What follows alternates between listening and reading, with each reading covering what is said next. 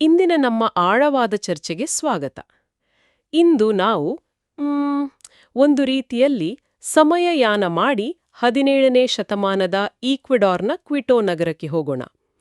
ಅಲ್ಲಿನ Immaculate conception ಕಾನ್ವೆಂಟ್ನಲ್ಲಿ ನಡೆದ ಸತ್ಕಾರ್ಯದ ಮಾತೆಯವರ ಅಂದ್ರೆ our lady of good success ಅಂತಾರಲ್ಲ, ಅವರ ದರ್ಶನಗಳು ಮತ್ತೆ ದೇವರ ಸೇವಕಿ mother Mariana de Jesus Torres ಅವರ ಅಸಾಮಾನ್ಯ ಜೀವನದ ಕಥೆಯನ್ನ ಸ್ವಲ್ಪ ಆಳವಾಗಿ ನೋಡೋಣ. ನಮ್ಮ ಮುಂದಿರುವ ಆಧಾರಗಳು ಮುಖ್ಯವಾಗಿ ಐತಿಹಾಸಿಕ ದಾಖಲೆಗಳು, ಅವರ ಜೀವನ ಚರಿತ್ರೆ ಮತ್ತೆ ಕೆಲವೊಂದು ಬೆರಗುಗೊಳಿಸುವ ಭವಿಷ್ಯವಾಣಿಗಳು, ವಿಶೇಷವಾಗಿ 20ನೇ ಶತಮಾನದ ಬಗ್ಗೆ. ನಮ್ಮ ಈ ಚರ್ಚೆಯ ಗುರಿ ಏನಂದ್ರೆ, ಈ ಘಟನೆಗಳ ಹಿನ್ನೆಲೆ, ಅವುಗಳ ಸಂದೇಶ, ಎಚ್ಚರಿಕೆಗಳು ಮತ್ತೆ ಅದರ ಐತಿಹಾಸಿಕ ಮಹತ್ವ ಏನು ಅಂತ ಅರ್ಥ ಮಾಡ್ಕೊಳ್ಳೋದು. ಯಾಕೆ ಈ ಕಥೆ ಇಷ್ಟೊಂದು ವರ್ಷಗಳಾದ್ರೂ ಇನ್ನೂ ಚರ್ಚೆಯಲ್ಲಿದೆ? ಸರಿ, ಶುರು ಮಾಡೋಣ. ಖಂಡಿತ. ಮೊದಲಿಗೆ ಒಂದು ವಿಷಯ ಸ್ಪಷ್ಟಪಡಿಸಬೇಕು. ಅಂದ್ರೆ ಈ ದರ್ಶನಗಳು ಈಗ ಫಾತಿಮಾ, ಲೂರ್ಸ್ ಅಷ್ಟು ಪ್ರಸಿದ್ಧ ಅಲ್ಲದಿರಬಹುದು. ಆದರೂ ಕ್ಯಾಥೋಲಿಕ್ ಸಂಪ್ರದಾಯದಲ್ಲಿ ಮೇರಿಯನ್ ದರ್ಶನಗಳ ಅಧ್ಯಯನದಲ್ಲಿ ಇದಕ್ಕೊಂದು ಮುಖ್ಯ ಸ್ಥಾನ ಇದೆ. ಆದರೆ ಇಲ್ಲೊಂದು ವಿಚಾರ ಗಮನಿಸಬೇಕು. 17ನೇ ಶತಮಾನದಲ್ಲೇ ಈ ಭಕ್ತಿಗೆ ಸ್ಥಳೀಯ ಚರ್ಚಿಂದ ಅನುಮೋದನೆ ಸಿಕ್ಕಿದೆ, ಅದು ಸರಿ. ಆದರೆ ಈ 20ನೇ ಶತಮಾನದ ವಿವರವಾದ ಭವಿಷ್ಯವಾಣಿಗಳ ಬಗ್ಗೆ ಇರುವ ದಾಖಲೆಗಳು ಅವು ಮೂಲದರ್ಶನಗಳಾದ ಸುಮಾರು 150 ವರ್ಷಗಳ ನಂತರ ಬರೆದಿದ್ದು ಅನ್ನೋ ಒಂದು ವಾದ ಇದೆ. ಇದು ಸ್ವಲ್ಪ ಚರ್ಚೆಗೆ, ಸಂಶಯಕ್ಕೆ ಕಾರಣ ಆಗಿದೆ. ಇದನ್ನು ನಾವು ಮನಸ್ಸಲ್ಲಿಟ್ಕೋಬೇಕು. ಸರಿ, ಹಾಗಾದ್ರೆ ಕಥೆಯ ಕೇಂದ್ರ ವ್ಯಕ್ತಿ ಮದರ್ ಮಾರಿಯಾನಾ ಫ್ರಾನ್ಸಿಸ್ಕಾ ಡಿ ಜೀಸಸ್ ಟೋರೆಸ್ ಅವ್ರ ಬಗ್ಗೆನೇ ಶುರು ಮಾಡೋಣ. ಸ್ಪೇನ್ನಲ್ಲಿ 1563ರಲ್ಲಿ ಜನನ. ಕೇವಲ 13ನೇ ವಯಸ್ಸಲ್ಲಿ ಅಂದ್ರೆ 1577ರಲ್ಲಿ ಈಕ್ವೆಡಾರ್ನ ಕ್ವಿಟೋಗೆ ಬಂದು ಫ್ರಾನ್ಸಿಸ್ಕನ್ ಕಾನ್ಸೆಪ್ಷನಿಸ್ಟ್ ಸನ್ಯಾಸಿನಿಯಾದ್ರು. ಆಮೇಲೆ ಮಠದ ಮುಖ್ಯಸ್ಥೆಯೂ ಆದ್ರು. ಚಿಕ್ಕ ವಯಸ್ಸಿಂದಲೇ ಅವರಿಗೆ ಒಂಥರ ಅತೀಂದ್ರಿಯ ಅನುಭವಗಳು ಆಗ್ತಿದ್ವು ಅಂತ ದಾಖಲೆ ಹೇಳುತ್ತೆ. ಹೌದು, ಅವರಿಗೆ ದೈವಿಕ ಮಾತುಗಳು ಕೇಳಿಸ್ತಾ ಇದ್ವು. ಅಂದ್ರೆ ಲೊಕ್ಯೂಷನ್ಸ್ ಅಂತಾರಲ್ಲ ಅದು. ಮತ್ತೆ ಪ್ರಾರ್ಥನೆಯಲ್ಲಿ ಪರಮಾನಂದ ಸ್ಥಿತಿ, ಎಕ್ಸ್ಟಸಿ ಅಂತೀವಲ್ಲ, ಅದೆಲ್ಲ ಇತ್ತು ಅಂತ ವರದಿ ಇದೆ. ಆದರೆ ಇಲ್ಲಿ ಗಮನ ಸೆಳೆಯೋದೇನೆಂದ್ರೆ, ಮೂಲಗಳ ಪ್ರಕಾರ ಅವರಿಗೆ ಒಂದು ವಿಶೇಷ ಪಾತ್ರವನ್ನು ನೀಡಲಾಗಿತ್ತು. ಸ್ವತಃ ಯೇಸುಕ್ರಿಸ್ತರು ಆಕೆಯನ್ನ 20ನೇ ಶತಮಾನದ ಬಿಕ್ಕಟ್ಟಿಗಾಗಿ ಬಲಿಪಶು ಆತ್ಮ ಅಂದ್ರೆ ವಿಕ್ಟಿಮ್ ಸೋಲ್ ಆಗಿ ಆಯ್ಕೆ ಮಾಡಿದ್ರು ಅಂತ ಹೇಳಲಾಗುತ್ತೆ. ಬಲಿಪಶು ಆತ್ಮ ಅಂದ್ರೆ ಅದು ಕೇಳೋಕೆ ಸ್ವಲ್ಪ ಗಂಭೀರವಾಗಿದೆ ಅಲ್ವಾ? ಹೌದು, ಇದೊಂದು ದೇವತಾಶಾಸ್ತ್ರೀಯ ಪರಿಕಲ್ಪನೆ. ಸರಳವಾಗಿ ಹೇಳೋದಾದ್ರೆ, ಒಬ್ಬ ವ್ಯಕ್ತಿ ಸ್ವಇಚ್ಛೆಯಿಂದ ಬೇರೆಯವರ ಪಾಪಗಳಿಗೆ ಪ್ರಾಯಶ್ಚಿತ್ತವಾಗಿ ತಮ್ಮ ಕಷ್ಟಗಳನ್ನ, ನೋವನ್ನ ದೇವರಿಗೆ ಒಪ್ಸೋದು. ಮದರ್ ಮಾರಿಯಾನಾ ಅವರ ಜೀವನ ಪೂರ್ತಿ ಇಂತಹ ತ್ಯಾಗ, ನೋವುಗಳಿಂದ ಕೂಡಿತ್ತು ಅಂತ ಹೇಳಲಾಗುತ್ತೆ. ಇದು ಬರೀ ಮಾನಸಿಕ ಅಲ್ಲ, ದೈಹಿಕ ನೋವುಗಳೂ ಇದ್ವು. ಉದಾಹರಣೆಗೆ, ಕಣ್ಣಿಗೆ ಕಾಣದ ಸ್ಟಿಗ್ಮಾಟಾ ಗಾಯಗಳು ಮತ್ತೆ ಬೇರೆ ಸನ್ಯಾಸಿನಿಯರಿಂದ ಕಿರುಕುಳ, ಬಂಧನ ಕೂಡ ಅನುಭವಿಸಿದ್ರು ಅಂತ ದಾಖಲೆಗಳಿವೆ. 20ನೇ ಶತಮಾನಕ್ಕಾಗಿ ಇಷ್ಟೊಂದು ಕಷ್ಟಪಡ್ಬೇಕಿತ್ತಾ? 17ನೇ ಶತಮಾನದಲ್ಲಿ ಇಂಥ ಯೋಚನೆ ಇತ್ತಾ? ಮೂಲಗಳು ಹೇಳೋದು ಅದನ್ನೇ. 20ನೇ ಶತಮಾನದಲ್ಲಿ ಚರ್ಚ್ ಮತ್ತೆ ಜಗತ್ತು ಎದುರಿಸಲಿರುವ ದೊಡ್ಡ ಆಧ್ಯಾತ್ಮಿಕ ಸಮಸ್ಯೆಗಳ ಬಗ್ಗೆ ಇಷ್ಟು ಸ್ಪಷ್ಟವಾಗಿ ಮಾತಾಡದ ಮೊದಲ ದೈವಿಕ ಸಂವಾದಗಳಲ್ಲಿ ಇದು ಒಂದಾಗಿರಬಹುದು ಅನ್ನೋ ಅಭಿಪ್ರಾಯ ಇದೆ. 1587ರಲ್ಲಿ ನಡೆದ ಒಂದು ಘಟನೆ ಇದೆಯಲ್ಲ, ಅದು ಇದರ ತೀವ್ರತೆಯನ್ನ ತೋರಿಸುತ್ತೆ ಅನ್ಸುತ್ತೆ.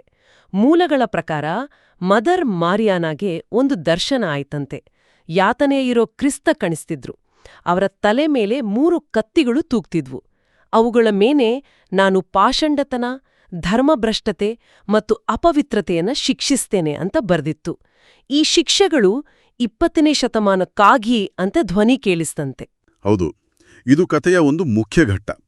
ಆಗ ವರ್ಜಿನ್ ಮೇರಿ, ನನ್ನ ಮಗಳೇ, ಈ 20ನೇ ಶತಮಾನದ ಪಾಪಗಳಿಗಾಗಿ ಈ ಶಿಕ್ಷೆಗಳನ್ನು ನೀನು ಸ್ವೀಕರಿಸ್ತೀಯಾ ಅಂತ ಕೇಳಿದಾಗ ಮಾರಿಯಾನ ಒಪ್ಕೊಂಡ ತಕ್ಷಣ ಆ 3 ಕತ್ತಿಗಳು ಅವರ ಹೃದಯಕ್ಕೆ ಇಳಿದು ಅವರು ತೀವ್ರ ನೋವಿಂದ ಸತ್ತೇ ಹೋದ್ರು ಅಂತ ವರದಿಯಿದೆ. ಇದನ್ನ ಅವರ ಮೊದಲ ಸಾವು ಅಂತ ಕರೀತಾರೆ. ಅಂದ್ರೆ ಅಕ್ಷರಶಃ ಸತ್ತು ಮತ್ತೆ ಬದುಕಿದ್ರ? ಯಾಕೆ? ಇದರ ಉದ್ದೇಶ ಏನಾಗಿತ್ತು? ಹೌದು, ಕಥನದ ಪ್ರಕಾರ ಹಾಗೇನೆ. ಅವರು ಸತ್ತು ಸ್ವರ್ಗದ ಹತ್ರ ಇದ್ರು. ಆದರೆ 20ನೇ ಶತಮಾನದ ಆತ್ಮಗಳಿಗಾಗಿ ಪ್ರಾಯಶ್ಚಿತ್ತ ಮಾಡಕ್ಕೆ ಭೂಮಿಗೆ ವಾಪಸ್ ಬರೋಕೆ ನಿರ್ಧರಿಸಿದ್ರು. ಇದರ ಮುಖ್ಯ ಸಂದೇಶ ಅಂದ್ರೆ, ಬರೋ ಶತಮಾನದ ಆಧ್ಯಾತ್ಮಿಕ ಸಮಸ್ಯೆ ಎಷ್ಟು ಗಂಭೀರವಾಗಿರುತ್ತೆ ಅಂದ್ರೆ ಅದಕ್ಕೆ ಇಂಥ ದೊಡ್ಡ ತ್ಯಾಗದ ಅಗತ್ಯ ಇದೆ ಅಂತ ಸೂಚಿಸೋದು. ಆ 3 ಕತ್ತಿಗಳು ಪಾಷಾಂಡತನ, ಧರ್ಮಭ್ರಷ್ಟತೆ, ಅಪವಿತ್ರತೆ. ಇದೇ ಮುಂದೆ ಬರೋ ಎಲ್ಲಾ ಭವಿಷ್ಯವಾಣಿಗಳ ಕೇಂದ್ರ ಬಿಂದುವಾಗುತ್ತೆ. ಇದು ನಿಜಕ್ಕೂ ಒಂಥರ ನಾಟಕೀಯವಾಗಿದೆ. ಸರಿ, ಮುಂದೆ 1594ರಿಂದ 1634ರ ನಡುವೆ ಅವರಿಗೆ ಹಲವಾರು ದರ್ಶನಗಳಾದವು ಅಂತ ಹೇಳಿದ್ರಿ. ಅದರ ಫಲಿತಾಂಶ ಏನು? ಆ ದರ್ಶನಗಳ ಒಂದು ಮುಖ್ಯವಾದ ಕಣ್ಣಿಗೆ ಕಾಣುವ ಫಲಿತಾಂಶ ಅಂದ್ರೆ 1611ರಲ್ಲಿ ಕ್ವಿಟೋ ಕಾನ್ವೆಂಟ್ಗೋಸ್ಕರ ನಿರ್ಮಿಸಲಾದ ಸತ್ಕಾರ್ಯದ ಮಾತೆಯವರ ಒಂದು ವಿಶೇಷ ಪ್ರತಿಮೆ. ಇದನ್ನ ಮಾಡಿಸೋಕೆ ಮೇರಿಯವರೇ ಸೂಚನೆ ಕೊಟ್ರು ಅಂತ ಹೇಳಲಾಗುತ್ತೆ. ಆ ಪ್ರತಿಮೆಯ ವಿಶೇಷತೆ ಏನು? ಬೇರೆ ಕಡೆ ಇರೋ ಪ್ರತಿಮೆಗಳಿಗಿಂತ ಇದು ಬೇರೆ ಇದೆಯಾ? ಹೌದು, ಖಂಡಿತ ವ್ಯತ್ಯಾಸ ಇದೆ. ಸಾಮಾನ್ಯವಾಗಿ ಮೇರಿ ಪ್ರತಿಮೆಗಳಲ್ಲಿ ರಾಜದಂಡ ಇರುತ್ತೆ ಅಲ್ವಾ? ಆದರೆ ಈ ಕ್ವಿಟೋ ಪ್ರತಿಮೆಯಲ್ಲಿ ಮೇರಿ ಎಡಗೈಯಲ್ಲಿ ಬಾಲಯೇಸುವನ್ನು ಹಿಡಿದಿದ್ದಾರೆ. ಅದರ ಬಲಗೈಯಲ್ಲಿರೋದು ರಾಜದಂಡ ಅಲ್ಲ, ಬದಲಿಗೆ ಮಠಾಧಿಪತಿಯ ದಂಡ ಅಂದರೆ ಆಬಿಸಸ್ ಕ್ರಾಸಿಯರ್ ಮತ್ತೆ ಕಾನ್ವೆಂಟ್ನ ಕೀಲಿಗಳು. ಇದು ಸ್ಪೇನ್ನಲ್ಲಿರೋ ಇದೇ ಹೆಸರಿನ ಮೂಲ ಪ್ರತಿಮೆಗಿಂತ ಬೇರೆ. ದಂಡ ಮತ್ತೆ ಕೀಲಿಗಳು ಏನಿದರ ಅರ್ಥ? ಇದರ ಸಾಂಕೇತಿಕತೆ ತುಂಬಾ ಮುಖ್ಯ. ಮೇರಿ ಆ ಪ್ರತಿಮೆಯನ್ನ ಮಠಾಧಿಪತಿಯ ಪೀಠದ ಮೇಲೆ ಇಡೋಕ್ ಹೇಳಿದ್ರು.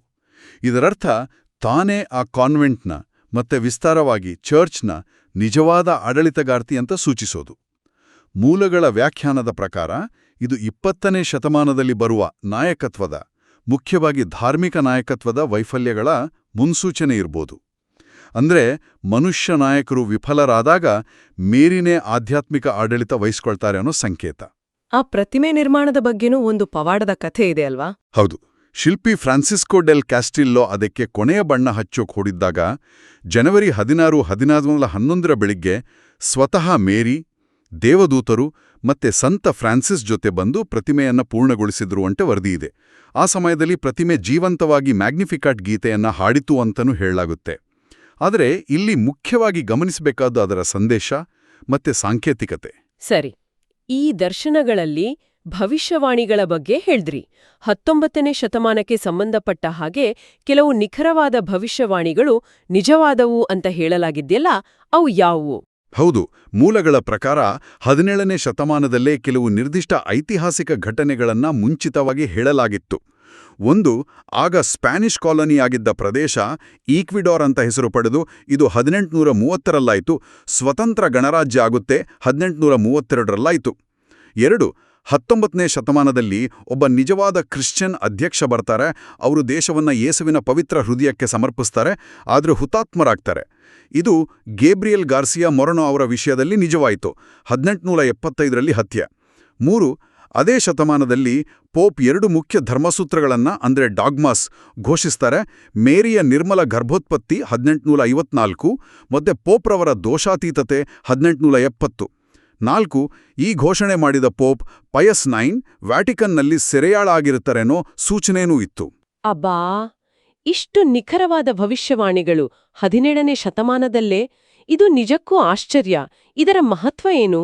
ಈ ಮುನ್ಸೂಚನೆಗಳನ್ನ ಯಾಕೆ ಉಲ್ಲೇಖಿಸ್ತಾರೆ ಅಂದ್ರೆ 20ನೇ ಶತಮಾನದ ಬಗ್ಗೆ ಹೇಳಿರೋ ಇನ್ನೂ ಗಂಭೀರವಾದ, ಸ್ವಲ್ಪ ಆತಂಕಕಾರಿ ಎಚ್ಚರಿಕೆಗಳಿಗೆ ಒಂದು ರೀತಿಯ ಐತಿಹಾಸಿಕ ವಿಶ್ವಾಸಾರ್ಹತೆ ಕೊಡೋಕೆ. ಅಂದ್ರೆ ನೋಡಿ, 19ನೇ ಶತಮಾನದ ಬಗ್ಗೆ ಹೇಳಿದ್ದು ನಿಜವಾಗಿದೆ, ಹಾಗಾಗಿ 20ನೇ ಶತಮಾನದ ಬಗ್ಗೆ ಹೇಳಿರೋದನ್ನು ಗಂಭೀರವಾಗಿ ತಗೋಬೇಕು ಅನ್ನೋ ವಾದ ಇದು. ಇಲ್ಲಿ ಚರ್ಚ್ನ ಸ್ಥಿತಿ, ರಾಜಕೀಯ ಮತ್ತು ಮ್ಯಾಸನರಿ ತರಹದ ಗುಂಪುಗಳ ಪ್ರಭಾವದ ಬಗ್ಗೆನೂ ಮೂಲಗಳಲ್ಲಿ ಉಲ್ಲೇಖ ಇದೆ. ಹಾಗಾದ್ರೆ ಆ 20ನೇ ಶತಮಾನದ ಗಂಭೀರ ಎಚ್ಚರಿಕೆಗಳು ಯಾವುವು? ಆ 3 ಕತ್ತಿಗಳು, ಪಾಷಂಡತನ, ಧರ್ಮಭ್ರಷ್ಟತೆ, ಅಪವಿತ್ರತೆ, ಇವು ಏನನ್ನ ಸೂಚಿಸುತ್ತವೆ? ಮೂಲಗಳ ಪ್ರಕಾರ 20ನೇ ಶತಮಾನದ ಮಧ್ಯಭಾಗದ ನಂತರ ಜಗತ್ತು ಒಂದು ದೊಡ್ಡ ಆಧ್ಯಾತ್ಮಿಕ ವಿಪತ್ತನ್ನ ಎದುರಿಸಲಿದೆ ಅಂತ ಹೇಳಲಾಗಿದೆ. ಮೊದಲನೇದು ಪಾಷಂಡತನ ಮತ್ತು ಧರ್ಮಭ್ರಷ್ಟತೆ, ಅಂದ್ರೆ ನಂಬಿಕೆಯಲ್ಲಿ ದೊಡ್ಡ ಕುಸಿತ ಮತ್ತು ದೈವನಿಂದನೆ. ಚರ್ಚ್ನ ಒಳಗೆ ತಪ್ಪು ಸಿದ್ಧಾಂತಗಳು ಹರಡುತ್ತವೆ. ಮಾಸೋನಿಕ್ ಪಂಥಗಳು ಸಮಾಜದ ಎಲ್ಲಾ ಕಡೆ, ಅಂದ್ರೆ ಕುಟುಂಬಗಳಿಂದ ಹಿಡಿದು ಚರ್ಚ್ನ ಆಡಳಿತದವರೆಗೂ ಪ್ರಭಾವ ಬೀರುತ್ತವೆ ಅಂತ 1610ರಲ್ಲೇ ಎಚ್ಚರಿಸಲಾಗಿತ್ತಂತೆ. ಸೈತಾನನು ಬಹುತೇಕ ಸಂಪೂರ್ಣವಾಗಿ ಮಾಸೋನಿಕ್ ಪಂಥಗಳ ಮೂಲಕ ಆಳುತ್ತಾನೆ ಅನ್ನೋ ಮಾತು ಕೂಡ ಇದೆ. ಇದು ಧಾರ್ಮಿಕ ವಲಯದ ಮೇಲೂ ಪರಿಣಾಮ ಬೀರುತ್ತಾ? ಹೌದು, ಖಂಡಿತ. ಧರ್ಮಗುರುಗಳಲ್ಲಿ ಅಂದ್ರೆ ಪ್ರೀಸ್ಟ್ಸ್ ಭ್ರಷ್ಟಾಚಾರ ಹೆಚ್ಚಾಗುತ್ತೆ. ಇದರಿಂದ ಜನರಿಗೆ ವಿಶ್ವಾಸ ಹೋಗುತ್ತೆ ಮತ್ತೆ ಒಳ್ಳೆಯ ಧರ್ಮಗುರುಗಳಿಗೆ ನೋವಾಗುತ್ತೆ. ಸನ್ಯಾಸಿನಿಯರಾಗೋರ ಸಂಖ್ಯೆ ತುಂಬಾನೇ ಕಡಿಮೆ ಆಗುತ್ತೆ. ಒಂದು ತುಂಬ ಗಮನಾರ್ಹವಾದ ಮತ್ತೆ ಚರ್ಚೆಗೆ ಕಾರಣವಾದ ಭವಿಷ್ಯವಾಣಿ ಏನೆಂದರೆ, ಮಾತನಾಡಬೇಕಾದವನು ಮೌನವಾಗುತ್ತಾನೆ. He who should speak will fall silent. ಮಾತನಾಡಬೇಕಾದವನು ಮೌನವಾಗುತ್ತಾನೆ ಅಂದ್ರೆ ಇದು ಯಾರ ಬಗ್ಗೆ ಇರಬಹುದು? ಇದರ ಬಗ್ಗೆ ಬೇರೆ ಬೇರೆ ವ್ಯಾಖ್ಯಾನಗಳಿವೆ. ಇದು ಚರ್ಚ್ನ ಉನ್ನತ ನಾಯಕತ್ವವನ್ನ ಬಹುಶಃ ಪೋಪ್ ಅವರನ್ನೇ ಕುರಿತು ಹೇಳಿರಬಹುದು ಅಂತ ಕೆಲವರು ಅರ್ಥೈಸ್ತಾರೆ. ಅಂದ್ರೆ ಬಿಕ್ಕಟ್ಟಿನ ಸಮಯದಲ್ಲಿ ನೈತಿಕ ಸ್ಪಷ್ಟತೆ ಕೊಡಬೇಕಾದವರೇ ಮೌನವಾದರೆ ಅಥವಾ ಏನೂ ಮಾಡದಿದ್ರೆ ಅದು ದೊಡ್ಡ ಸಮಸ್ಯೆಗೆ ಕಾರಣ ಆಗುತ್ತೆ ಅನ್ನೋ ಸೂಚನೆ ಇರಬಹುದು. ಇದು ನಾಯಕತ್ವದ ಆಂತರಿಕ ಸಂಕಟನ ಅಥವಾ ಸಾಂಸ್ಥಿಕ ವೈಫಲ್ಯನ ಅನ್ನೋ ಬಗ್ಗೆ ಚರ್ಚೆಗಳಿವೆ. ಓಕೆ, ಇದು ಮೊದಲ 2 ಕತ್ತಿಗಳಾಯಿತು. ಮೂರನೇದು ಅಪವಿತ್ರತೆ, ಇಂಪ್ಯೂರಿಟಿ. ಹೌದು, ಮೂರನೇ ಕತ್ತಿ ಸಮಾಜದಲ್ಲಿ ನೈತಿಕ ಅವನತಿಯನ್ನ ಸೂಚಿಸುತ್ತೆ. ಅಂದ್ರೆ ಅನಿಯಂತ್ರಿತ ಭೋಗದ ವಸ್ತುಗಳ ವ್ಯಾಮೋಹ, ಐಷಾರಾಮಿ ಜೀವನ ಮತ್ತೆ ಕಾಮಾಸಕ್ತಿ ಹೆಚ್ಚಾಗುತ್ತೆ. ಇದು ಅನೇಕರನ್ನ ಪಾಪಕ್ಕೆ ತಳ್ಳುತ್ತೆ. ವಿವಾಹ ಸಂಸ್ಕಾರದ ಪಾವಿತ್ರತೆ ಮೇಲೆ ದಾಳಿಯಾಗುತ್ತೆ ಮತ್ತೆ ಪಾಪ ಮಾಡೋದನ್ನು ಸುಲಭ ಮಾಡೋ ಕಾನೂನುಗಳು ಬರುತ್ತೆ ಅಂತಾನೂ ಹೇಳಲಾಗಿದೆ. ಇದರ ಅತ್ಯಂತ ಕಳವಳಕಾರಿ ಅಂಶ ಏನಂದ್ರೆ ಮಕ್ಕಳಲ್ಲಿ ಮುಗ್ಧತೆ ಮತ್ತೆ ಮಹಿಳೆಯರಲ್ಲಿ ಲಜ್ಜೆ ಅಥವಾ ನಯಶೀಲತೆ, ಮಾಡೆಸ್ಟಿ ಬಹುತೇಕ ಮಾಯವಾಗುತ್ತೆ ಅನ್ನೋ ಎಚ್ಚರಿಕೆ. ಪಾಷಂಡತನ, ಧರ್ಮಭ್ರಷ್ಟತೆ, ಅಪವಿತ್ರತೆ ಇವು 3 ಒಂದಕ್ಕೊಂದು ಹೇಗೆ ಸಂಬಂಧಿಸಿವೆ? ಮೂಲಗಳ ಪ್ರಕಾರ ಇವು ಒಂದಕ್ಕೊಂದು ಸಂಬಂಧಪಟ್ಟಿವೆ. ಉದಾಹರಣೆಗೆ, ನೈತಿಕ ಅಪವಿತ್ರತೆ ಹೆಚ್ಚಾದಾಗ ಕ್ರಮೇಣ ನಂಬಿಕೆ ಕಡಿಮೆ ಆಗುತ್ತೆ. ಪಾಷಂಡತನ, ನಂಬಿಕೆ ಇಲ್ಲದಿದ್ದಾಗ ದೈವನಿಂದನೆ, ಧರ್ಮಭ್ರಷ್ಟತೆ ಮಾಡೋದು ಸುಲಭ ಆಗುತ್ತೆ. ಇಲ್ಲಿ ನಾವು ಇನ್ನೊಮ್ಮೆ ಸ್ಪಷ್ಟಪಡಿಸಬೇಕು, ನಾವು ಈ ಮೂಲಗಳಲ್ಲಿರೋ ವಿಚಾರಗಳನ್ನು ವರದಿ ಮಾಡ್ತಾ ಇದ್ದೀವಿ ಅಷ್ಟೇ. ಈ ದೃಷ್ಟಿಕೋನಗಳನ್ನು ನಾವು ಒಪ್ತಾ ಇದ್ದೀವಿ ಅಂತಲ್ಲ ಅಥವಾ ಖಂಡಿಸ್ತಾ ಇದ್ದೀವಿ ಅಂತನೂ ಅಲ್ಲ. ಈ ಮೂಲಗಳು ನೈತಿಕ ಕುಸಿತವನ್ನ ಬರೀ ಸಾಮಾಜಿಕ ಬದಲಾವಣೆ ಅಂತ ನೋಡಲ್ಲ, ಬದಲಿಗೆ ಕುಟುಂಬ ಮತ್ತೆ ನಂಬಿಕೆಯ ಮೇಲೆ ನಡೆದ ಆಧ್ಯಾತ್ಮಿಕ ದಾಳಿ ಅಂತ ಪರಿಗಣಿಸ್ತವೆ. ಇಷ್ಟೆಲ್ಲ ಕಠಿಣವಾದ ಎಚ್ಚರಿಕೆಗಳ ನಂತರ ಏನಾದ್ರೂ ಭರವಸೆಯ ಮಾತಿದೆಯಾ? ಎಲ್ಲವೂ ಹೀಗೆ ಕತ್ತಲಾಗಿಯೇ ಇದೆಯಾ? ಇಲ್ಲ, ಖಂಡಿತವಾಗಿಯೂ ಭರವಸೆಯ ಸಂದೇಶ ಇದೆ. ಇದು ಅನೇಕ ಪ್ರವಾದನ ಸಂಪ್ರದಾಯಗಳಲ್ಲಿ ನಾವು ಕಾಣೋ ಒಂದು ಮಾದರಿ. ಮೊದಲು ತೀವ್ರವಾದ ಬಿಕ್ಕಟ್ಟು, ಆಮೇಲೆ ದೈವಿಕ ಹಸ್ತಕ್ಷೇಪ, ಕೊನೆಗೆ ಪುನಃಸ್ಥಾಪನೆ. ಹೌದು, ಮೇರಿಯವರು ಹೀಗೆ ಹೇಳಿದ್ರು ಅಂತ ವರದಿಯಾಗಿದೆ. ಎಲ್ಲವೂ ಕಳೆದು ಹೋದ ಹಾಗೆ, ಎಲ್ಲವೂ ನಿಂತು ಹೋದ ಹಾಗೆ, ಒಂಥರ ಪಾರ್ಶ್ವವಾಯು ಹೊಡೆದ ಹಾಗೆ ಕಾಣೋ ಒಂದು ಸಮಯ ಬರುತ್ತೆ. ಆದರೆ ಅದೇ ಕ್ಷಣದಲ್ಲಿ ಸಂತೋಷದ ಸಮಯ, ಸಂಪೂರ್ಣ ಪುನಃಸ್ಥಾಪನೆ ಶುರುವಾಗತ್ತೆ. ಅವರು ಇನ್ನೂ ಸ್ಪಷ್ಟವಾಗಿ ಹೇಳಿದ್ದಾರೆ, ಇದು ನನ್ನ ಸಮಯದ ಆಗಮನವನ್ನು ಸೂಚಿಸುತ್ತೆ. ಆಗ ನಾನು ಅದ್ಭುತ ರೀತಿಯಲ್ಲಿ ಆ ಹೆಮ್ಮೆಯ ಶಾಪಗ್ರಸ್ತ ಸೈತಾನನನ್ನ ಸಿಂಹಾಸನದಿಂದ ಕೆಳಗಿಳಿಸಿ ಅವನನ್ನ ನನ್ನ ಕಾಲ ಕೆಳಗೆ ತುಳಿದು ನರಕದ ಪಾತಾಳಕ್ಕೆ ಕಟ್ಟಿಹಾಕ್ತೇನೆ. ಅಂದ್ರೆ ಕತ್ತಲೆಯ ಕೊನೆಯಲ್ಲಿ ಬೆಳಕು ಮೂಡುತ್ತೆ ಅನ್ನೋ ಬಲವಾದ ನಂಬಿಕೆ.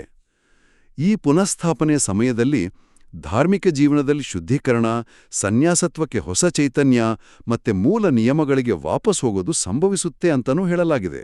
ಮದರ್ ಮಾರಿಯಾನಾ ಅವರ ಕಥೆ 1635ರಲ್ಲಿ ಅವರ ಮರಣದೊಂದಿಗೆ ಮುಗಿಯದಿಲ್ಲ ಅಲ್ವಾ? ಅವರ ದೇಹದ ಬಗ್ಗೆ ಒಂದು ಆಶ್ಚರ್ಯಕರ ವಿಷಯ ಇದೆಯಲ್ಲ? ಹೌದು, ಅದು ಅವಿಚ್ಛಿನ್ನತೆ, ಇನ್ಕರಪ್ಟಿಬಿಲಿಟಿ. ಮದರ್ ಮಾರಿಯಾನಾ 1635ರಲ್ಲಿ ತೀರಿಕೊಂಡ್ರು. ಆದರೆ ಸುಮಾರು 250 ವರ್ಷಗಳ ನಂತರ, ಅಂದ್ರೆ 1885ರಲ್ಲಿ ಕಾನ್ವೆಂಟ್ನ ಸಮಾಧಿ ಸ್ಥಳವನ್ನ ಸುರಿಪಡಿಸುವಾಗ ಅವರ ಸಮಾಧಿಯನ್ನು ತೆರೆದರು. ಆಗ ಅವರ ದೇಹ ಯಾವುದೇ ಕೆಮಿಕಲ್ಸ್ ಹಾಕದೇನೆ ಸಂಪೂರ್ಣವಾಗಿ ಕೊಳಿಯದೆ ಅವಿಚ್ಛಿನ್ನವಾಗಿತ್ತು. 250 ವರ್ಷ ಆದ್ರೂ ದೇಹ ಕೊಳೆತಿರ್ಲಿಲ್ಲ. ಇದು ನಿಜಾನಾ? ಕ್ಯಾಥೋಲಿಕ್ ಸಂಪ್ರದಾಯದಲ್ಲಿ ಇದನ್ನ ಪಾವಿತ್ರ್ಯತೆಯ ಒಂದು ದೈವಿಕ ಸಂಕೇತ ಅಂತ ಪರಿಗಣಿಸ್ತಾರೆ. 1906ರಲ್ಲಿ ಇನ್ನೊಮ್ಮೆ ಅವರ ಶವಪಟ್ಟಿಗೆಯನ್ನು ತೆರೆದಾಗಲೂ ದೇಹ ಹಾಗೇ ಇತ್ತು ಮತ್ತೆ ಅದರಿಂದ ಲಿಲ್ಲಿ ಹೂವಿನ ವಾಸನೆ ಬರ್ತಾ ಇತ್ತು ಅಂತನೂ ದಾಖಲಾಗಿದೆ. ಇನ್ನೊಂದು ಆಶ್ಚರ್ಯ ಏನಂದ್ರೆ ಇದೇ ಕಾನ್ವೆಂಟ್ನ ಬೇರೆ 7 ಸ್ಥಾಪಕ ಸನ್ಯಾಸಿನಿಯರ ದೇಹಗಳು ಹೀಗೇನೆ ಅವಿಚ್ಛಿನ್ನವಾಗಿದ್ದವು. ಓ, ಇದರ ಮಹತ್ವ ಏನು?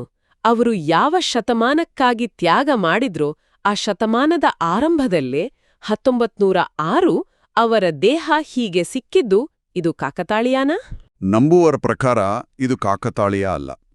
ಇದು ಮದರ್ ಮಾರಿಯಾನಾ ಅವರ ಬಲಿಪಶು ಆತ್ಮದ ಪಾತ್ರಕ್ಕೆ ಮತ್ತೆ ಅವರು ಕೊಟ್ಟ ಎಚ್ಚರಿಕೆಗಳ ಗಂಭೀರತೆಗೆ ದೇವರು ಕೊಟ್ಟ ಮಾನ್ಯತೆ ಅಂತ ಪರಿಗಣಿಸಲಾಗುತ್ತೆ. ಅಂದ್ರೆ ಎಚ್ಚರಿಕೆಗಳನ್ನ ಗಂಭೀರವಾಗಿ ತಗೊಳ್ಬೇಕಾದ ಸಮಯದಲ್ಲೇ ದೇವರು ಈ ಸಂಕೇತವನ್ನ ಕೊಟ್ಟ ಹಾಗೆ ಅನ್ನೋ ವ್ಯಾಖ್ಯಾನ ಇದೆ. ಸರಿ, ಈಗ ಚರ್ಚ್ನಲ್ಲಿ ಮದರ್ ಮಾರಿಯಾನಾ ಅವರ ಸ್ಥಾನ ಏನು? ಅವ್ರನ್ನ ಸಂತರು ಅಂತ ಪರಿಗಣಿಸಿದ್ದಾರಾ? ಈಗ ಸದ್ಯಕ್ಕೆ ಅವರನ್ನ ಕ್ಯಾಥೋಲಿಕ್ ಚರ್ಚ್ನಲ್ಲಿ ದೇವರ ಸೇವಕಿ, ಸರ್ವೆಂಟ್ ಆಫ್ ಗಾಡ್ ಅಂತ ಪರಿಗಣಿಸಲಾಗಿದೆ. ಇದು ಸಂತ ಪದವಿ ಕೊಡೋ ಪ್ರಕ್ರಿಯೆಯ ಮೊದಲ ಹಂತ. ಕ್ವಿಟೋ ಆರ್ಚ್ ಡಯೋಸಿಸ್ 1984ರಲ್ಲಿ ಈ ಪ್ರಕ್ರಿಯೆಯನ್ನು ಶುರು ಮಾಡಿ 1997ರಲ್ಲಿ ಸ್ಥಳೀಯ ಮಟ್ಟದ ತನಿಖೆಯನ್ನು ಮುಗಿಸಿ ಅದನ್ನು ವ್ಯಾಟಿಕನ್ಗೆ ಕಳಿಸಿದೆ. ಆದರೆ ಇದು ಅವರ ವೈಯಕ್ತಿಕ ಜೀವನದ ಪಾವಿತ್ರ್ಯತೆ ಬಗ್ಗೆ ನಡೆಸಿದ ತನಿಖೆ ಹೊರತು ಅವರ ಎಲ್ಲ ದರ್ಶನಗಳು ಮತ್ತು ಭವಿಷ್ಯವಾಣಿಗಳನ್ನು ಅಧಿಕೃತವಾಗಿ ಅನುಮೋದಿಸಿದೆ ಅಂತ ಅಲ್ಲ. ಇದನ್ನು ಸ್ಪಷ್ಟವಾಗಿ ಗಮನಿಸಬೇಕು. ಹಾಗಾದ್ರೆ ಚರ್ಚ್ನ ಅಧಿಕೃತ ನಿಲ್ವೇನು? ಈ ದರ್ಶನಗಳು, ಭವಿಷ್ಯವಾಣಿಗಳು ಅಧಿಕೃತವಾಗಿ ಅಂಗೀಕಾರ ಆಗಿವೆಯಾ?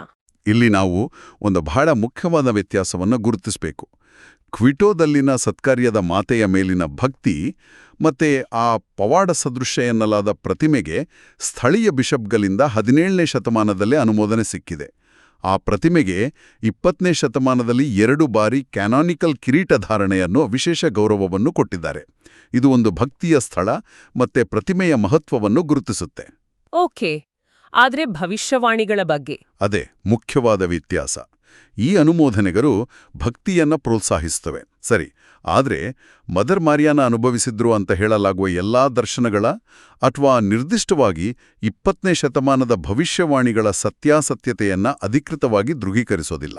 ಯಾಕೆ ಹೀಗೆ? ಏನಾದ್ರೂ ಸಂಶಯಗಳಿವ್ಯಾ? ಹೌದು. ಮುಖ್ಯ ಕಾರಣ ಏನಂದ್ರೆ, ಈ ವಿವರವಾದ ಭವಿಷ್ಯವಾಣಿಗಳು ನಮಗೆ ಸಿಕ್ಕಿರೋದು ಮುಖ್ಯವಾಗಿ 1790ರಲ್ಲಿ ಪ್ರಕಟವಾದ ಫಾದರ್ ಮ್ಯಾನ್ಯುಯಲ್ ಪೆರೇರಾ ಅವರ ಜೀವನ ಚರಿತ್ರೆಯ ಹಸ್ತಪ್ರತಿಯಿಂದ.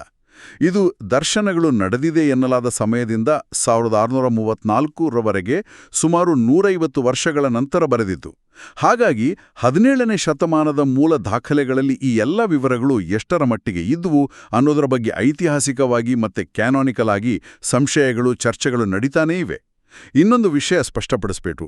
ಈ ಮದರ್ ಮಾರಿಯಾನಾ ಡಿ ಜೀಸಸ್ ಟೋರೆಸ್ ಬೇರೆ, ಕ್ವಿಟೋದ ಇನ್ನೊಬ್ಬ ಪ್ರಸಿದ್ಧ ಸಂತ ಮಾರಿಯಾನಾ ಡಿ ಜೀಸಸ್ ಡಿ ಪರೇಡಸ್ ಅವರೇ ಬೇರೆ ವ್ಯಕ್ತಿಗಳು. ಆದ್ದರಿಂದ ಸಾರಾಂಶದಲ್ಲಿ ಹೇಳೋದಾದ್ರೆ, ಸತ್ಕಾರ್ಯದ ಮಾತೆಯ ಮೇಲಿನ ಭಕ್ತಿಗೆ ಚರ್ಚ್ನ ಅನುಮೋದನೆ ಇದೆ. ಆದರೆ ಈ ಭಕ್ತಿಗೆ ಸಂಬಂಧಿಸಿದ ನಿರ್ದಿಷ್ಟ ಭವಿಷ್ಯವಾಣಿಗಳು, ಅವುಗಳನ್ನು ನಂಬೋದು ಅಥವಾ ಬಿಡೋದು ಅಧಿಕೃತ ಸಿದ್ಧಾಂತದ ಭಾಗ ಅಲ್ಲ. ಅದು ಚರ್ಚ್ನ ಅಂತಿಮ ತೀರ್ಮಾನ ಬರೋವರೆಗೂ ಭಕ್ತರ ಪೂಜ್ಯ ನಂಬಿಕೆ ಅಥವಾ ವೈಯಕ್ತಿಕ ವಿವೇಚನೆಯ ವಿಷಯವಾಗಿ ಉಳಿಯುತ್ತೆ. ಅಂದ್ರೆ ಇದನ್ನು ನಂಬಲೇಬೇಕು ಅಂತ ಯಾರೂ ಹೇಳಲಿಲ್ಲ. ಹಾಗಾದ್ರೆ ಈ ಇಷ್ಟು ದೀರ್ಘವಾದ ಆಳವಾದ ಚರ್ಚೆಯಿಂದ ನಾವು ಕೊನೆಗೇನ್ ತಗೋಬಹುದು?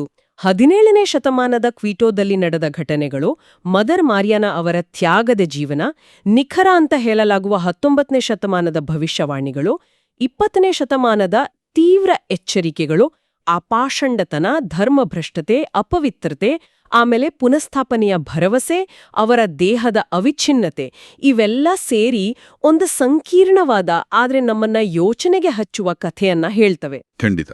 ಮುಖ್ಯವಾದಿ ಅನುಮೋದನೆಗೊಂಡ ಭಕ್ತಿಗೂ ಇನ್ನೂ ಅಧಿಕೃತವಾಗಿ ದೃಢೀಕರಣಗೊಳ್ಳದ ಚರ್ಚೆಯಲ್ಲಿರೋ ಪ್ರವಾದನೆಗಳಿಗೂ ಇರೋ ವ್ಯತ್ಯಾಸವನ್ನು ಅರ್ಥ ಮಾಡ್ಕೊಳ್ಳೋದು ಬಹಳ ಮುಖ್ಯ. ಅದೇ ಸಮಯದಲ್ಲಿ ಈ ಕಥೆಯ ಮೂಲ ಸಂದೇಶ ಏನಿದೆ ಅಂದ್ರೆ, ಬಿಕ್ಕಟ್ಟಿನ ಸಮಯದಲ್ಲಿ ಪ್ರಾರ್ಥನೆ, ಪ್ರಾಯಶ್ಚಿತ್ತ ಮತ್ತೆ ದೇವರ ಸಹಾಯದ ಮೇಲೆ ನಂಬಿಕೆ ಇಡೋ ಅಗತ್ಯತೆ. ಇದು ಇವತ್ತಿನ ಕಾಲಕ್ಕೂ ಪ್ರಸ್ತುತ ಅನಿಸ್ಬೋದು ಅಲ್ವಾ? ಹೌದು. ಇತಿಹಾಸ, ನಂಬಿಕೆ, ನಮ್ಮ ವೈಯಕ್ತಿಕ ಜವಾಬ್ದಾರಿ ಮತ್ತೆ ಭವಿಷ್ಯದ ಭರವಸೆ, ಹೀಗೆ ಹಲವು ಎಳೆಗಳನ್ನ ನಾವಿಲ್ಲಿ ನೋಡಬಹುದು. ಕೊನೆಯದಾಗಿ ಕೇಳುಗರು ಯೋಚಿಸೋಕೆ ಇಲ್ಲೊಂದು ಪ್ರಶ್ನೆ. 17ನೇ ಶತಮಾನದಲ್ಲಿ ಕೊಡಲಾಗಿದೆ ಅಂತ ಹೇಳಲಾಗುವ ಈ ಎಚ್ಚರಿಕೆಗಳು ಮತ್ತೆ ಭರವಸೆಯ ಸಂದೇಶಗಳು ಇವತ್ತಿನ ನಮ್ಮ ಆಧುನಿಕ ಜಗತ್ತಿನ ಸವಾಲುಗಳನ್ನ, ಸಮಸ್ಯೆಗಳನ್ನ ಎದುರಿಸ್ತಾ ಇರೋ ನಮಗೆ ಯಾವ ರೀತಿಯ ಒಳನೋಟಗಳನ್ನ ಅಥವಾ ದಾರಿದೀಪವನ್ನ ನೀಡಬಹುದು? ಇದ್ರ ಬಗ್ಗೆ ಯೋಚಿಸ್ತಾ ಇಂದಿನ ಚರ್ಚೆಯನ್ನ ಮುಗಿಸೋಣ. ಪ್ರಿಯರೇ, ಈ ಚಾನೆಲ್ ಅನ್ನು ಸಬ್ಸ್ಕ್ರೈಬ್ ಮಾಡಿ ಪ್ರತಿದಿನ ದೇವರ ವಾಕ್ಯವನ್ನು ಆಲಿಸುತ್ತಾ ಅದನ್ನು ಇತರರೊಂದಿಗೆ ಹಂಚಿಕೊಳ್ಳಲು ನಮಗೆ ನೆರವಾಗಿರಿ. ಧನ್ಯವಾದಗಳು.